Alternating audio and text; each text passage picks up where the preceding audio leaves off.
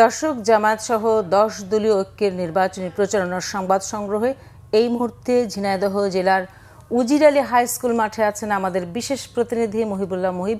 সরাসরি যাচ্ছি তার কাছে। মুহিব, আপনি তো জামায়াতের সমাবেশে আছেন, সবশেষ কি তথ্য আছে আপনার কাছে?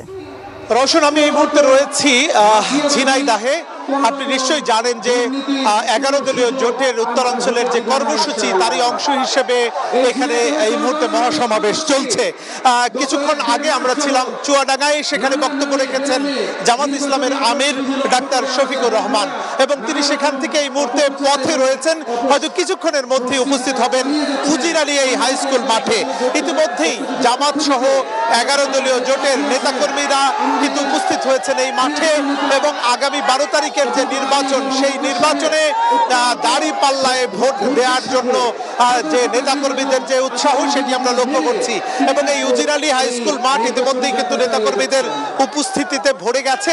এবং আপনি নিশ্চয়ই জেনেছেন যে 4টি জেলা অর্থাৎ কুষ্টিয়া, তারপরে মেহেরপুরের পরে চুয়াডাঙ্গা, এবং সবশেষ আজকের এই ঝিনাইদহের এই মহাসমাবেশ। এবং এই মহাসমাবেশগুলোতে কিন্তু জামাতের আমির ডাক্তার শফিকুর রহমান বারবার যেটি বলছেন যে ইনসাফের রাষ্ট্র কায়েমের জন্য এবং ন্যায় বিচার প্রতিষ্ঠার জন্য আগামী নির্বাচনে যাতে জামাত ইসলাম তথা 11 দলীয় জোটের যে প্রার্থী রয়েছেন তাদেরকে যাতে ভোট দেয়। একটি বিষয় আপনাকে জানিয়ে রাখি, এই যে 4টি জেলা, এই 4টি জেলায় কিন্তু আমরা শুধু জামাতের প্রার্থীদেরকেই দেখেছি। অর্থাৎ এই ঝিনাইদহের যে 4টি আসন রয়েছে সেই আসনগুলোতে জামাতের দাঁড়িপাল্লার প্রার্থীরাই কিন্তু নির্বাচন করছেন। অর্থাৎ 11 দলীয় জোটের অন্যান্য যারা রয়েছেন শরিক হিসাবে তাদের কোনো প্রার্থী এই 4টি জেলায় আমাদের চোখে পড়েনি।